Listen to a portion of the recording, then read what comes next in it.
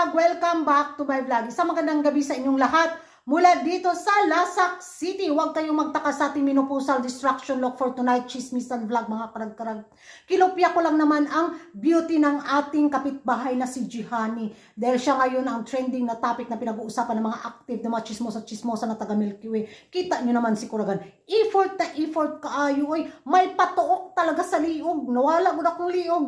Basta ang importante, may paribon si Kuragan. O, diba? Kinabog din ang ating kapitbahay sa ating pamenopausal, ang pambato ng menopausal province. O, di ba? Tak, pula kay lipsi Kuragan parigaba. Pusing Kuragan.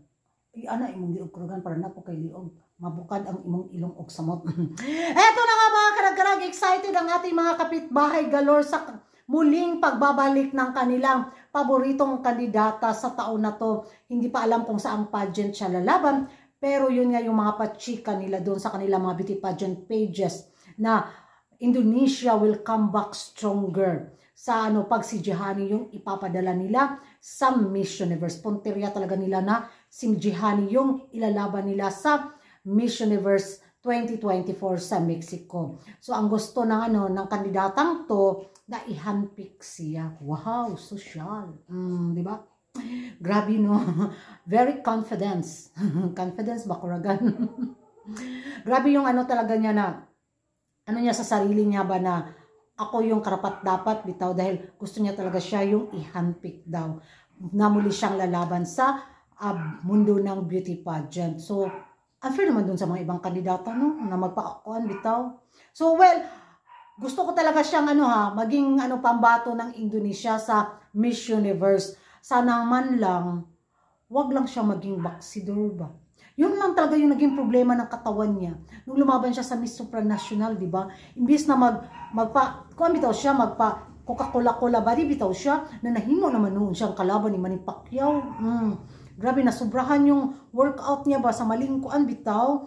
Sayang yung beauty. May beauty naman talagang ilalaban. Tapos magaling ding kumuda. Napanood ko yung mga latest interview niya. Andun. Kung ito yung ipapadala ng Indonesia sa Miss Universe, why not coconut? So sana man lang mag-iba din yung workout training niya. Kung sakaling ma-wish nga yung niya gusto niya na i-handpick siya, pero parang imposible mangyari na i-handpick siya mga karag-karag.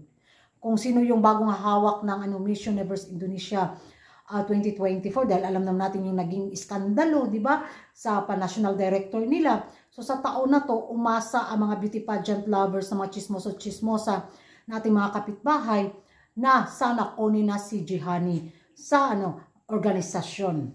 So para naman sa akin, mas exciting dahil muli silang magbabalik ingay sa mundo ng social media pag ito yung kandidatang ipapadala nila. They will come back stronger daw. Impas galore juta. Kung may atisa manalo man daw tayong malakas na kandidata sa Pilipinas, kung sakali manalo, may Jihani din silang itatapat. O saan pa kayo niyan?